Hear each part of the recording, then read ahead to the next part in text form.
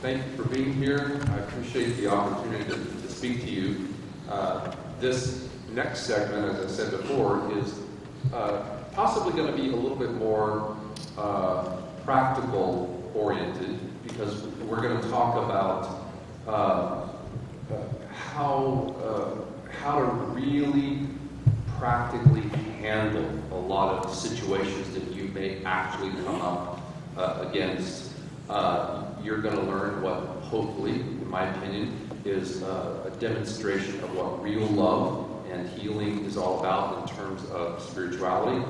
This segment is more about, as the title says, it's more about how the work that I do and what a lot of other therapists do, actually it complements sound biblical principles, and I'll answer any questions about that you may have, and go into as great a detail as you need me to. My guess is, because I want this to hopefully be more based on real-world scenarios that you might actually need assistance with, I'm probably going to do a lot more Q&A, because out of those questions, I think we'll grow what may help you the most. There's one point I want to start off with, though, which has been emphasized already today, but not very much by me. So I'm going to re-emphasize it and just tell you a little bit about what's going on in the world in terms of how this is affecting politics in a specific way, which is kind of an extension of what Scott talked about earlier. But the first thing I want to tell you is, which is getting down to the very core issues. Whenever you're talking with somebody with whom you disagree, the overriding principles are the double power of two marvelous concepts without which human beings would all be lost. And that's truth and compassion. Truth is not truth without compassion. Compassion is not compassion without truth. They're interlinked, and true, we may have some disagreements, but in the end, every man and woman, as an individual, who will stand before God, if he believes that God will answer his prayers, that's how we come to God. He that believeth he is, and that he is a rewarder of them that diligently seek him. That's ultimately what we're going to have to. I don't know anything else to base life on other than that, if you're talking, especially talking about matters of faith. So in that vein, with that spirit, that's why I'm telling you how that applies into everyday life, even politically, is so you can answer some of the, indeed, vociferous arguments that are coming from many people in the world. Here's the bottom line. There is no gay gene. There is no transgender gene. I'm not saying that people don't have a right to believe what they believe about themselves. But if we want to look at this from a more, even when we talk about the design of God, when we look at the intricate pieces that science teaches us, which is just, in my opinion, is just the details of what God's design is. That's how I look at therapy as well, by the way. When you're looking for truth, there really is a lot to be said for objective evidence. It's one of the ways that we determine what is really true. And so if there's no evidence for something that is definitely asserted in the world today by many people, that there is, that homosexuality or transgenderism is inborn, and that's the truth itself, there's no real scientific proof for that. There's no spiritual proof for that if we're going to even turn to the Bible. So you're going to hear a lot of arguments that are going to be very important to listen to. I'm not saying you shouldn't listen profoundly and with respect to each person who disagrees with you. But in the end, whether you like it or not, in my opinion, you're going to have to return to the bottom line, which is the foundation stone of all things homosexual, and that is, I was either born this way or I'm not. And even the most liberal psychological institutions in the world all freely publish on their websites that there is no gay gene. Some of them, a lot of them, believe that it still is inborn. And they offer some alternative research, such as epigenetics and hormonal studies, but even those are inconclusive. So if that's true, that it's the foundation stone on which is built everything, then you take away that foundation stone, and technically, everything should fall. That's why I don't do not a lot of arguing back and forth about peripheral issues. I prefer, which I think is fair, for me and the other person, to take them back to what the foundation stone is. Because your worldview is going to change radically based on what you believe, whether it's inborn or not. Here's something that you may not have thought about before. There are, as we know, there are people of faith who believe that it is created by God and is inborn naturally, and so have approved gay marriage. So I want to offer something. When you say that, you can't really stop there if you're going to be committed to truth and compassion.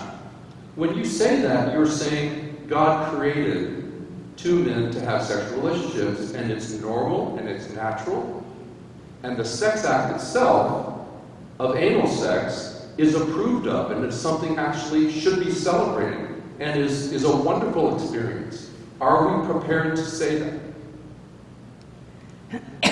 You can't approve, in my opinion, you can't approve of gay marriage and not go all the way with it. If you're going to say it's inborn and natural and God created, you're going to have to say, by normal reasoning, that the act itself is representing a holy union. And I think you can see the problem with that. So, that's my effort to help you determine the truth, and but also say it with compassion. Speaking in more the compassionate vein, in terms of that truth, I'm the first person to say people of transgenderism and homosexuality are dealing with so much pain, and they have been bullied for decades, probably centuries actually. And we, I'm speaking not of you specifically, but we as a world have played a part in that. And we have to admit our sin. Because we've either, some of us I would say, even in churches through the past decades, the millennium, we've bullied. We've tried to shame them into righteousness. We put them down. We've called them disgusting. Or worse yet, we've totally just neglected them by just not talking about it. And I think those days are over. And that's why I'm here. That's another reason why I'm here, is to present what is hopefully, God willing, the truth and compassion that makes sense, but also reflects the heart of Christ. When Christ went into the world, remember what he did with publicans and sinners? He ate dinner with them, right? He went into them, okay? He sought them out. If I can see the pain underneath my clients and people who are dealing with these issues, if I can see them and have compassion, I'm nothing compared with what Christ can see.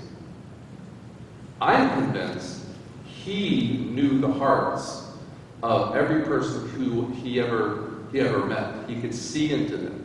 He must have seen their pain, and that must have been part of the reason why he was so compassionate. The humanity of Jesus is so beautifully seen when it seems maybe to us sometimes unreasonable. And I'm going to again go to an example of Christ.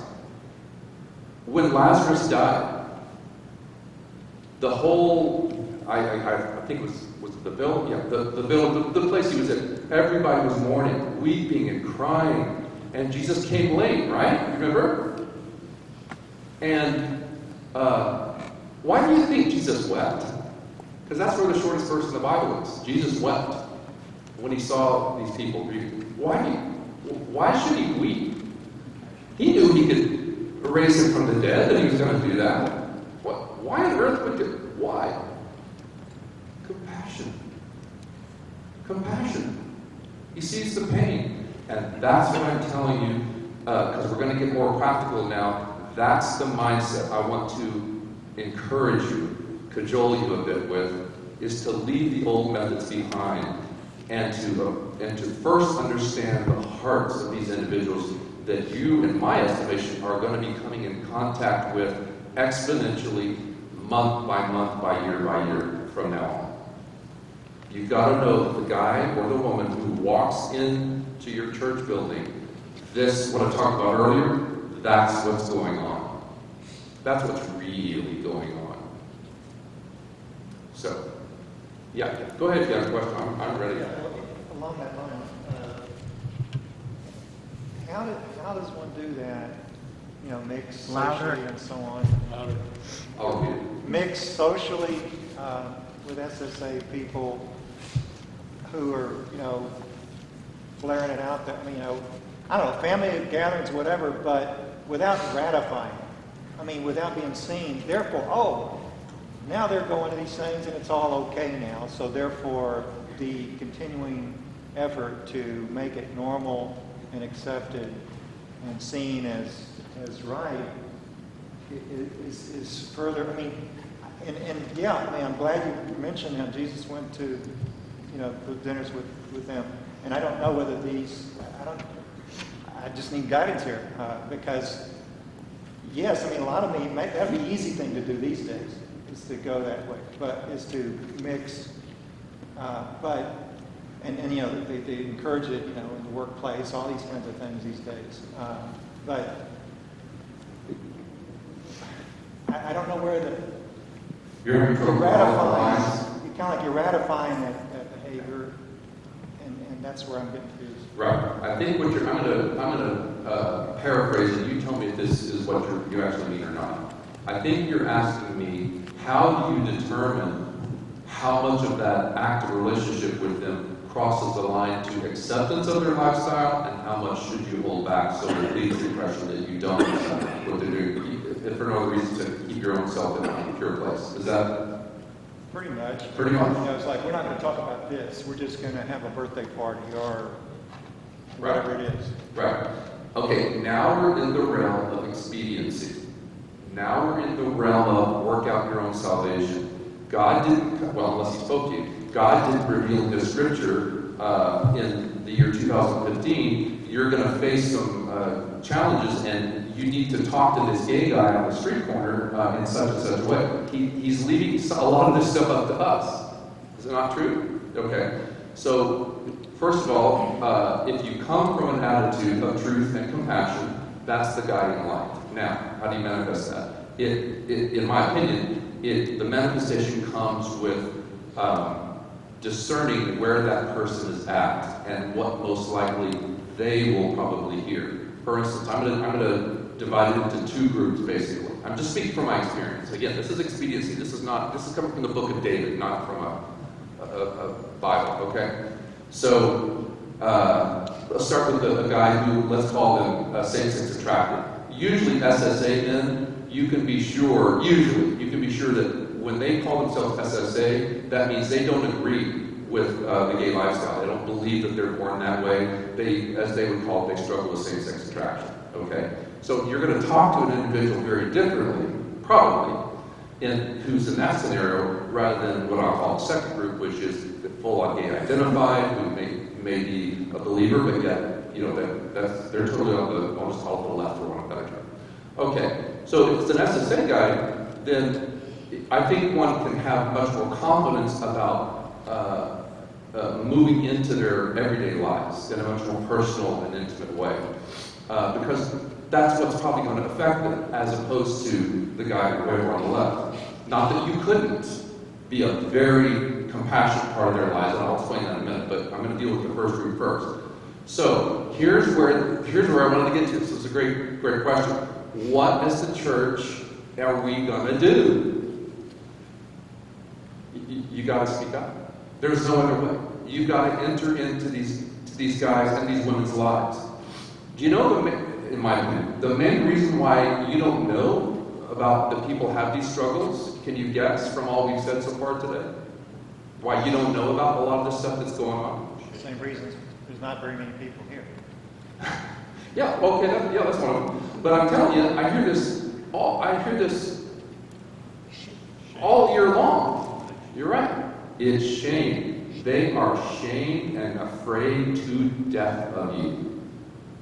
The minute they reveal something that, we'll just call it Christian society, thinks that ill of them, they've already been, remember the last PowerPoint slides? They've already been up to enough shame and bullying their lives, or feeling different.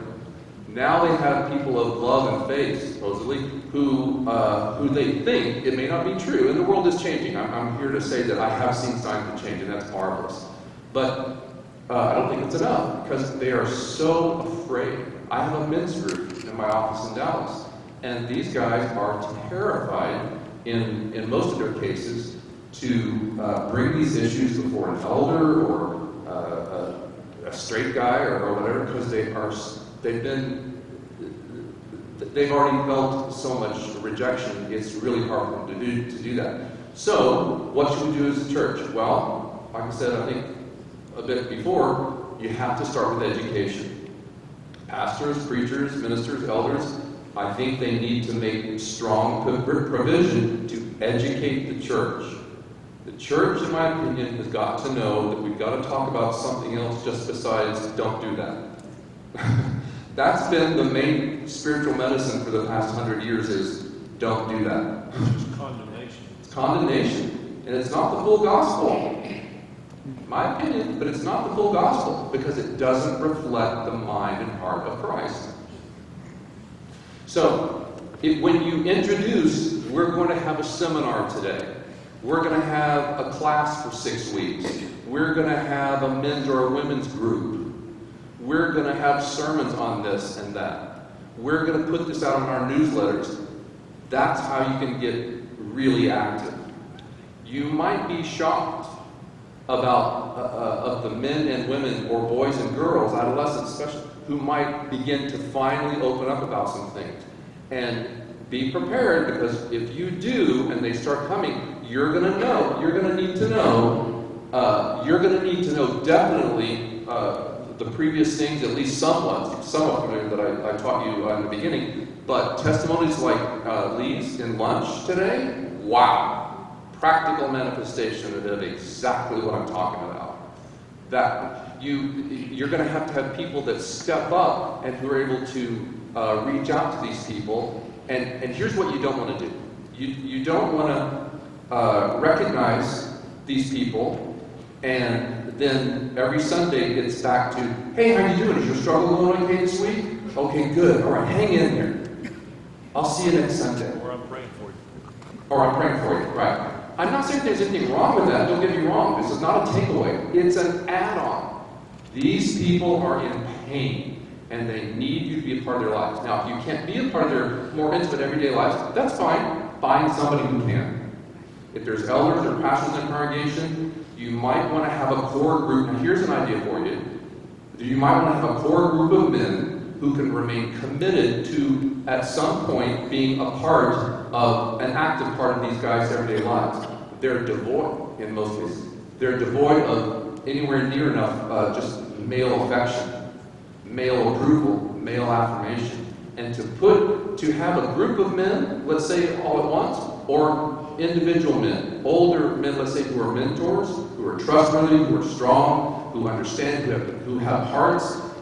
This is how to do it. They need you. They don't need a program necessarily, even though there's nothing wrong with programs. They need you. That's it. It's relationship. That's what they need. So manifest a relationship. I know I'm being really strong in that because I know the hearts of these guys and these women. And if you really want to do something about it, the harvest is white. Yes, ma'am. You know, we've been talking about the male and the female, but we have a support group for the parents. The parents are there to understand, you know, me for the video. Okay, so before you speak, let me get the microphone to you. Thank you. Okay, we currently have a parent support group, and this is here at Westerly Hills. Basically what has happened is the parents come because they want to understand what's going on with their loved one. How can I help my loved one? How can I minister to them? You know, we understand that parents, they do struggle with this. It's hard for them to fathom the fact that their loved one, their son, has transgendered into a transgender, or their daughter is a lesbian. You know, so we're there to help to provide to the parents that there is love, there is compassion, and that there is hope for your loved one too.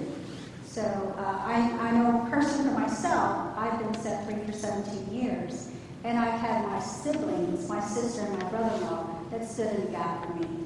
And what happened was basically they didn't shove the Bible down on my throat. They didn't. Every other word from them was not from the Bible, but it was their love and compassion. It was the fact that, you know, come as you are. You're welcome in our home. I was with my lover. She was there with me, but they still welcome us. Again, it's the love and compassion that you have towards your loved ones. Thank you. And let me give you a specific example on that dovetails on that. By the way, what's your ministry again? We're called Courageous Love. Right. Courageous Love. Okay. So right away, this church or your churches from other areas, you can start a ministry. There are men's groups. Some are called Courage. Some are called, well, I have my own men's group. Some are called Journey into Manhood. So there's a lot of them. I assure you the information's out there. You can start something. You can. And if you need my help, take my card. It's out there on the table. Happy to help you out. In respect of that scenario, yeah, how do you handle the specific ways? It kind of depends. Some people have some sons and daughters that, let's face it, they've turned to drugs and alcohol, and it's like wild to say the least. So having them and a partner in their home, especially in terms of there are other children, younger children that might be there, there's a judgment call in there. But regardless, you're still going to use truth and compassion. A lot of this is, you know, in Scripture, I forgot the verse, but you know in Scripture where Paul says some women converted their husband just by being an example? Scriptural, right there. As humbly as I know how to say, part of my plan is to be an example among the other things that happen in the therapeutic office. That's part of what I do, is try to be an example of truth and compassion. So if that's all you're doing, you are, instead of preaching Christ, you're being Christ to them. That's preaching Christ. So these scenarios kind of depend. If you have a guy who is interested in changing, totally different scenario. Especially, he's much more available, obviously, or a woman, a girl. You're going to need to educate. I'm so glad you brought up parents, because I forgot about that. I don't want to forget about that. There's another ministry right there. If you have this information, you're going to be able to help the parents figure this whole thing out. I've ended up doing a lot of consultations. People end up calling me all over, parents. In fact, if some of you are interested, I'll start a live online parents group, if that'll help you guys. That way parents from all over the world, actually. There's a group like that in Dallas, actually, but it's for men. And we can do that. We can do anything. Because parents are a lot of times lost over this issue. They're, like I said, this isn't about blaming, this is about naming what actually happened and the effects of all that. So if they're in the dark and they're willing to work on maybe some of their own issues while they deal with this, and usually it does amount to usually making some changes in them as well. It's kind of a grab bag of a lot of stuff. Then there's definitely a ministry right there. But if you're dealing with the same-sex attracted guy, and a lot of times they'll be very timid, and so they're going to need someone to kind of help in a loving way. Say it's okay, it's really okay. I accept you, like Lee did so beautifully this afternoon. We accept you as you are. We don't want you to continue what God doesn't want you to do, but yet you come as you are. That's scriptural. That's human. So that's the attitude that you've got to have. And then when these guys come in your lives, you reach out to them in a very personal way. So thank you for that comment. Yes. Wait for the mic there. Did you want to continue with question and answer? Or? Yes, I did, because I think the Q&A is actually probably, you guys tell me if I'm wrong, but I think the Q&A is actually helping you in a more practical sense, so I'm totally willing to do that. I have two questions. One, I want to get back to the previous session where you said there's like 3 basic causes of homosexuality. I was wondering if in the future there would be a 4th one, the indoctrination and the education of people into homosexuality, how they're starting to teach them in elementary school and all that. Oh, let me just talk about that right now. I'm so glad you brought this up. This is, wow, you guys are getting so much information. It's unreal. This is great. See, what people really don't know, generations in the past were all so worried about this thing, homosexuality, and we didn't want to talk about it, that it helped people define differences between heterosexual and then there's homosexual. 2 different things. Did you know the word heterosexual and homosexual didn't even exist until about 150 years ago? It wasn't even a concept. We put the label on it. And so what's more true, even though it may be really hard for you to believe this, but I think the testimonial evidence, the anecdotal evidence in other words, and the scientific evidence tends to indicate that sexuality is a lot more fluid than people think. It's just my opinion, but there's probably a lot more incidences of homosexual activity without being full-on gay that are going on every day in this country. So that makes your point very relevant. When the elementary schools are having books about homosexuality that shows sexual positions for 3-year-olds, which is available in Texas, if the librarians will accept the books. That makes the mind curious. And so it's not a cause in terms of anything genetic, but leading one into a mindset that maybe there's some pleasure there, especially if one's not getting enough affection at home or wherever. Yes, yeah, that's what's going to happen. Now, that's my opinion. I believe that that's kind of how Sodom and Gomorrah, I can't prove this, all right? I believe that's probably how Sodom and Gomorrah first started.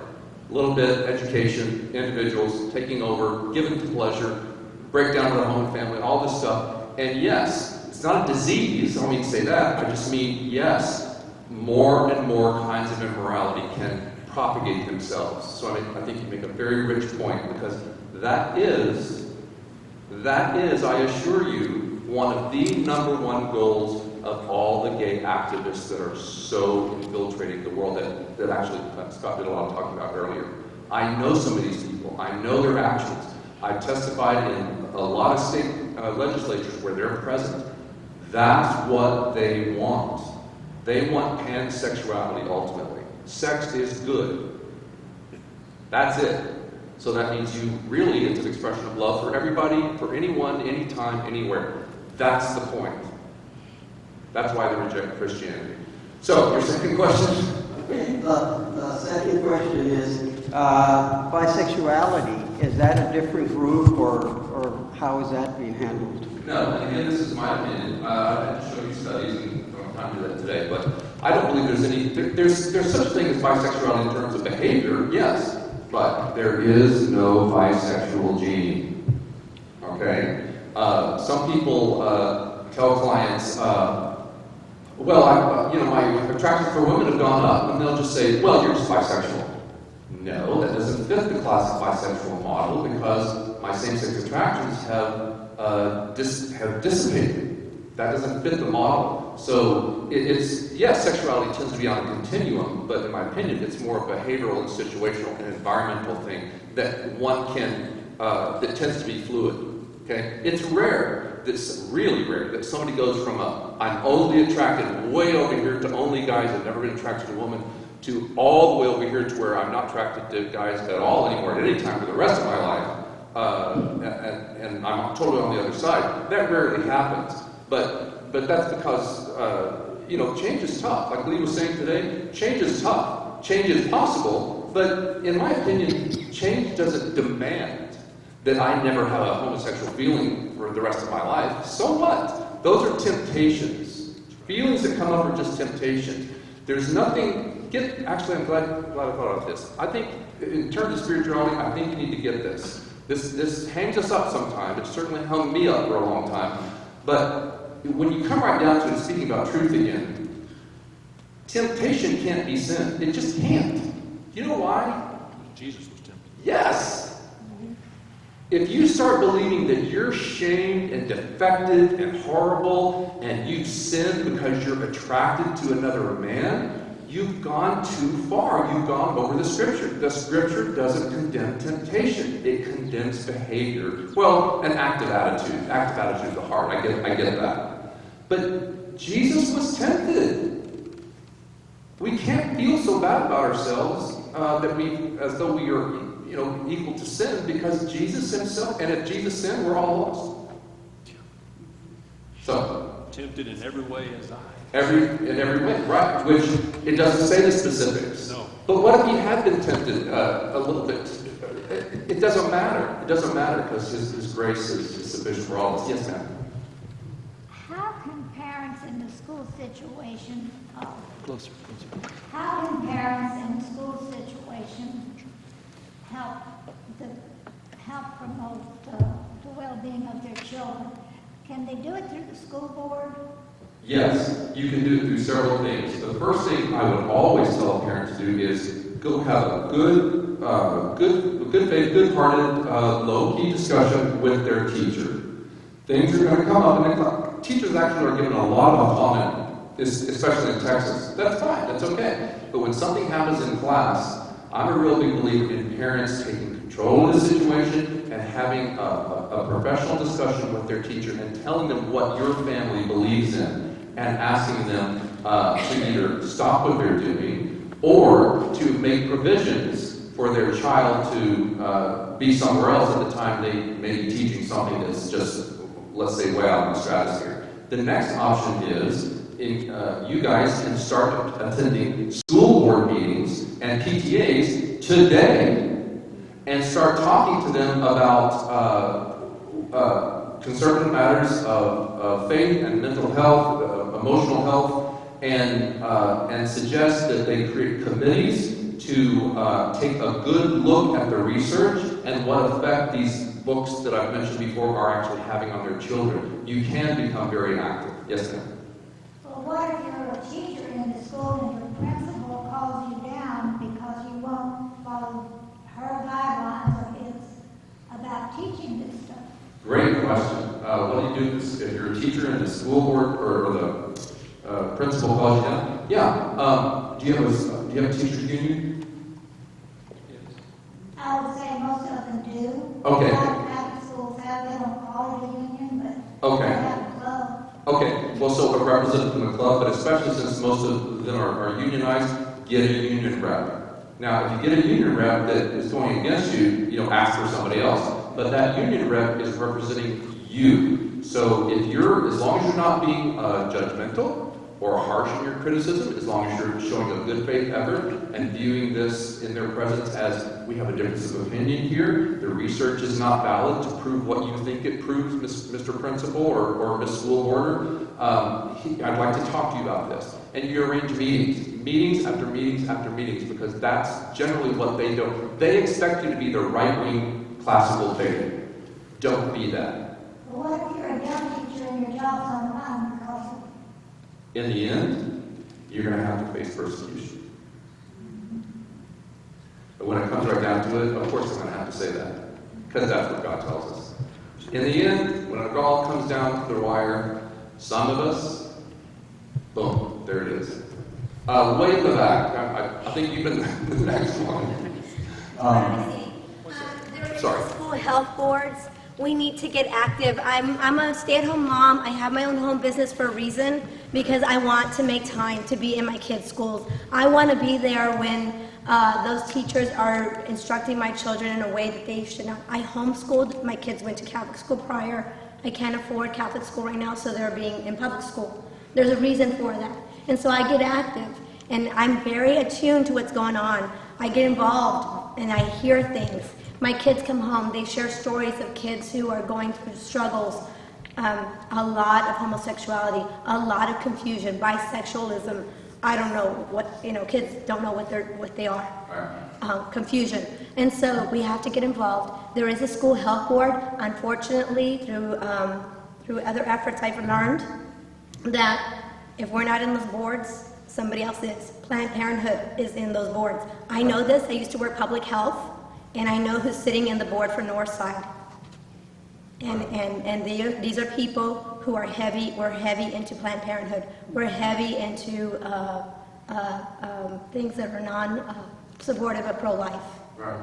Great suggestions. Get to the point is get involved. It's possible. Also, who knows? There may be a nucleus of people here right now that you're going to need. You don't want to be one voice. Okay, talk with each other in the foyer after we get done, and you guys form a group and meet every once a month or something, and come up with ways that you can stick together. Because do you know what it feels like to have someone on the internet or in a legislative committee or on the street scream and yell at you obscenities and call you the most vile things in the world? Scott does. I do it. Some of you may as well.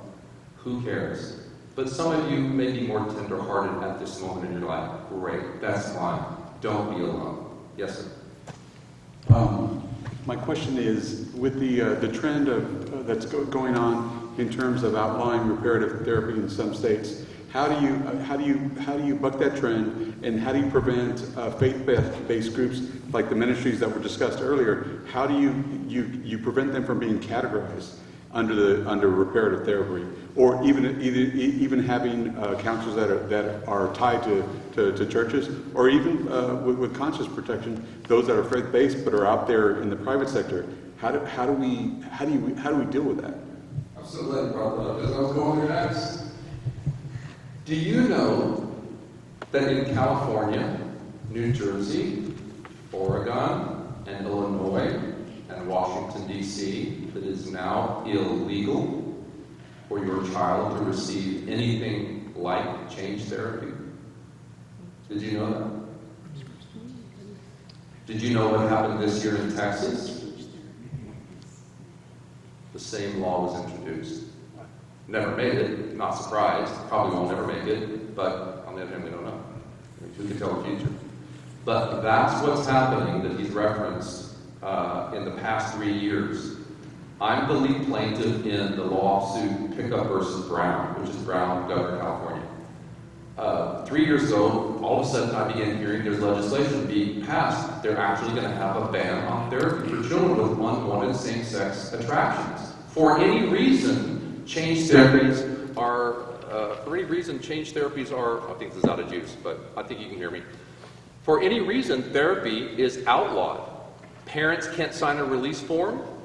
If you're a religious licensed counselor who works underneath the auspices of a church, you can't practice your religion by doing change therapies.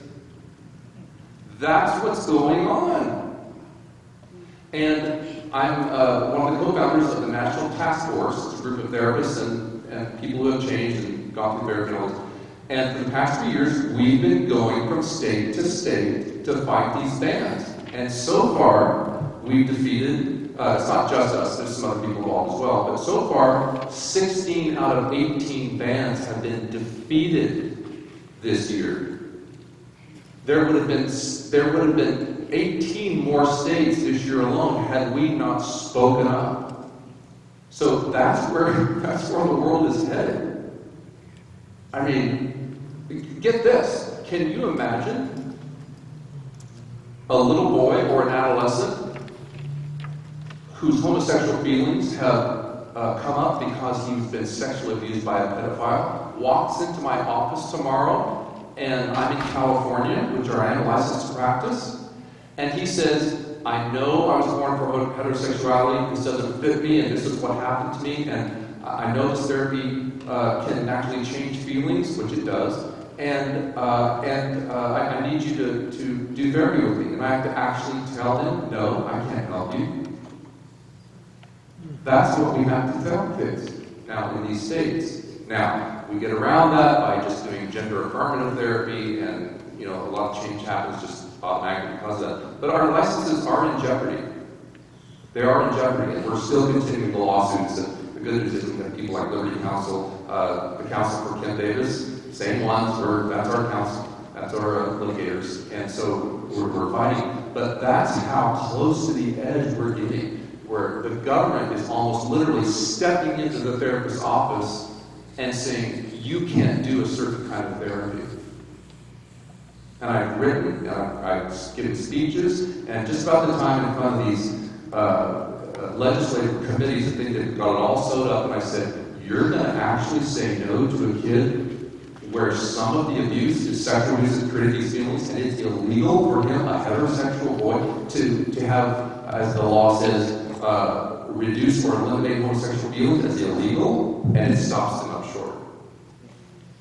But it hasn't worked in all cases. So that's where the world is going. So, that's a long version, but to answer your question, you can become politically involved. I can tell you how to do that. You can get a hold of me. You can encourage the conservative party in Texas and fight for laws that will prevent these things from happening.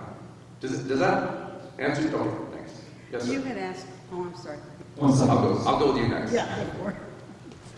Are you up?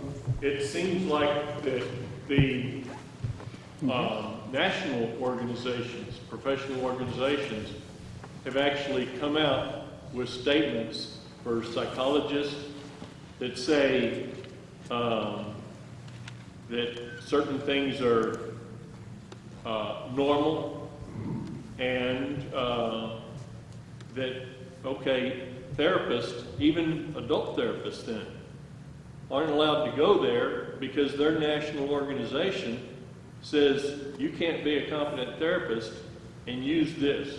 Is that correct? I think it's probably true in a couple cases. What's more important, though, is this will bleed right into the federal organizations. Just this week, the SAMHSA report came out, and they condemned reparative therapy, what they think is reparative therapy. They condemned all change therapies, and this is how dark it gets. They said it's all scientifically proven that sexuality is immutable, that it's naturally inborn. That's their direct implications, and that change is impossible, and that people like me, reparative therapy hurts and damages people and makes them cause suicide. And you know what? There's not been one ethical complaint on any reparative therapist or reparative therapy within the last 35 to 40 years in any state of the union. What the gay activists are doing is they're coming up with these isolationist stories of some kind of quackery programs that do go on, but they're not licensed or trained professionals, and they're calling that reparative therapy and signaling to the American public how horrible people like me are and what the awful things that we do, and they're claiming that that's scientific. And what I'm telling you is this. Here's something you need to know. You can just write this down, because you don't have to believe me on this. The American Psychological Association got together, and in 2009, they put, long story short, there's to date at least, even though it was 2009, their foremost authoritative document on sexual orientation change efforts, SOCE, is called the 2009, you'll get this, so know this, the 2009 APA, most famous institution in the world for psychology, task force report on SOCE on page 82 and 83. See, I've got specific documentation for you. In the conclusion, says there is no proof of harm of sexual orientation change efforts. But who do you think is using that document to prove harm? Gay activists. Because somewhere else in the report, it warns against the possibility of harm and all this stuff. Which is the same warning they give for avant-garde kinds of therapy, like aromatherapy and stuff like this, which is, all not certified and all not accepted, that kind of thing. So there's psychological institutions that a group of them, the gay caucus within that, are saying you shouldn't do things like conversion therapy. but they had no proof for it. The federal the federal report, the SAMHSA report that just came out this week, it's repeating the same thing. And they appeal to science and anecdotal evidence. And you look at the report, and there's nothing in it. What is SAMHSA? What is SAMHSA? It's, I'm sorry, it's the federal organization. I'll have to look it up for you. It's just known by that, so I forgot. It's an acronym, so I forgot what it is. But it's it's not the whole name. It's the department. It's the Federal Department of Mental Health. And this is in part a reaction from the gay lobby and also President Obama, who this year came out and said, you know, we should make laws against all types of reparative therapies. It's unbelievable. But it's okay to have an opinion. Don't get me wrong. It's okay to have an opinion. What you can't do is offer misleading lies about what the evidence actually is. And that's what the other side is doing. All you have to do is just do a fact check, and you'll understand what's really going on. Yeah. We spoke about children that were effeminate, and then my other question would be, and I think you're going to address it, is as they get older, if they don't outgrow this, how would that affect whether or not, like you were saying, maybe people looking at them as being homosexual when they really are not? Right. I wanted to make a point. So many of these are such great points because they offer some finesse on how you handle certain situations. That's a very good point. The first thing I do when I tell parents who are worried that their kid, let's say, is walking around in mommy's high heels, or that they see a grown man who, you know, what a lot of people, let's say, might call kind of effeminate behavior, not quite sure. The first thing you do is don't panic. Don't panic. It doesn't necessarily mean anything. Where it might become a problem, where it's not really grown out of, is if it lasts for a really long time. Like, let's say if that boy never leaves his mother's high heels after a year, okay. Then we've got probably some gender issues that's not really being resolved. And parents and therapists can do some great things. I'm going to give you some books and resources in just a minute before I quit, and you can copy those down or get the PowerPoint program from me later, and you can have those resources. But that's kind of how things can go. And then don't panic necessarily if a guy is, like I have friends, they're what I would call maybe a little bit more gentle-oriented, or maybe even a little bit sometimes what we might call effeminate. Married, has kids, seems to be really happy and wonderful. Don't assume. Don't assume. If you really are concerned, though, about something, let's say you see a certain behavior or whatever, you don't want to leave it alone. You want to befriend them and go to them in a spirit of truth and compassion. Okay? Anything else? Okay, I want to go to this real quickly. I don't want to lose giving you this. Actually, now that I see this, I'm going to stop here. Reparative therapy is not a magic pill. Like Lee was saying earlier at lunch, it's tough work. It has to be, because we're dealing with core definitions of what it means to be human and to be gendered. It's going to be tough work. But the beauty and the transformation and the, wow, this really works for me kind of things that I hear from clients a lot, it really does work. It's kind of the, especially for people of faith, that's kind of the journey, is it not? This life can be hellish sometimes, can it not? No matter what your issues are? Well, there's a way out. There's always a way out.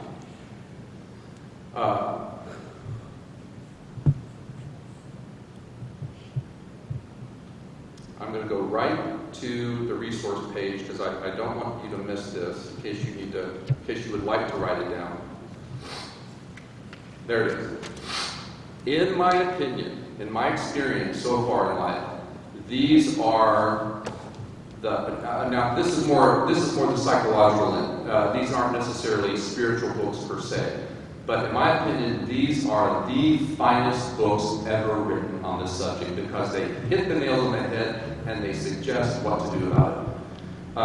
The first one, Dr. Nicolosi is getting a lot of heat for this, but I'm telling you, it works for kids who are small, who have kind of gone down that path of gender confusion or whatever, and through relationship of the same-sex parent and the security and the love that they're given, we find them kind of, I'll call it getting back on track. A parent's guide to preventing homosexuality. I use it for transgender issues, and I use it for parents who are dealing with homosexuality for their children. The current quote Bible, if you will, of authentic reparative therapy, not the junk that you're hearing terrible things on the internet. This is the real thing. Shame and attachment loss, the practical work of reparative therapy, that's where you'll find the truth. That's where you'll hear me say, that's what real reparative therapy is all about. It's not the, refer to this, in my opinion, every time. And his complimentary book, his first book actually, Reparative Therapy of Male Homosexuality. And then for lesbianism, Janelle Hallman, who's been around for many years now, seems to be one of the most effective professional women who's dealing with mainly women of faith, who are dealing with lesbianism. And I've heard women who have these issues who are just thrilled to have this book. They seem to, it puts them really on a path towards healing. Of course, books per se are not going to heal anybody, but I think you know what I mean. It's just really inspiring to start leading the path. And then the lower right picture is, in my opinion, the best book ever written on this subject, who is not a therapist. A Bigger World Yet will rip your heart out, but it's also a story of magnificent need fulfillment and victory. And then on the left is one of the most scholarly, historical, and documented resource books ever written by Dr. Michael Brown. A Queer Thing Happened to America, and he rehearses the history since, I think, the 1950s of how we got to where we are today. Really a fine resource. In my opinion, a church or an individual who wants to be involved with this needs to have every one of these, or most of these, in their library. And you can get them all online. Get all of them online. And then there's the website, Voices of Change. It's actually voices-of-change.org. You will find, well, that's one of the stories that was so wonderful. That's one of the stories that I was going to read to you but didn't have enough time. There are over 100 stories of actual emotional change, not just behavioral change, but emotional change through therapy. Some of the stories are also bent towards spirituality on that website. They'll rip your hearts out, and they'll tell you exactly in their own words what I've told you here today. Every one of these stories are written by the clients themselves. Every one. I did some minor like grammatical cuts and editing, but every single one of these were written by the client's experience and about their experiences themselves. It's marvelous. And then there's NARTH.com. NARTH is I'm a board member of NARTH, it's the National Association for Research and Therapy of Homosexuality. If you want to go into the science of everything, that's your boy right there. NARTH.com have all the studies, Journal of Human Sexuality. In fact, we're having if you want to come up to Dallas this Friday and Saturday, we're having our annual convention this Dallas in Grapevine. And you can come, it's for laymen too, not just therapists. And then, have to put in a plug for me. RepairandTherapyCenter.com is where you'll go and you'll find me and some of my articles. You'll find a CNN interview I did a couple years ago, and various resources that tells a person a bit kind of what to expect from therapy and what the experience can be like for them. And I try again in that website to be based on truth and compassion. And then I also have to, I can go ahead and plug, just last Saturday, I think it was providential. I started a new radio show on Cliff. It's 570 AM talk radio. It's KLIF. And if you're down here, you're probably going to have to listen online. And so it can be heard around the world if you go online. It's KLIF.com. You click on, it's a little bit late, so sorry, but if you're up for it, it's great. Every Saturday night at 11 p.m., you'll hear my therapy radio show. It's called the David Pickup Therapy Show. And so last week we started with, and this week is going to be part 2, how pornography destroys relationships. So this show is about a general theme of relationships, and what are the roadblocks to that. But also, and they know this, they're letting me do it. I think I'm going to get some criticism. I don't know, maybe not. But they know I'm going to bring up, as time goes on, some issues about causes of homosexuality and how actually change is possible and that kind of thing. You'll hear me be very respectful of people who have different opinions, but I just want to let you know that because you can call in. It's a live show. It's a call-in show. So the phone number will be right there. You'll hear me. If you want to call in and ask any question about this stuff, call in. I've kind of heard it all, and I hope I can answer every question. You know the TV series Frasier? You know, in real life, it's just like that. It's really cool. And so I get the honor of helping people, at least initially, figure out sources and their problems. And so I'm happy to do that. So if you want to call in, or if you want to access me through your website, you know, if you need me to talk to I'm talking to Texas legislators, I might as well talk to everybody else. So if you need me to have you in your church and talk about these things and help start a movement, that's part of the reason why I'm here. You don't have to, but I'm here to encourage you to start a movement. Because from what I hear, San Antonio needs this. It needs this. So why not us? I'm available to you if I can help you at all. My pleasure.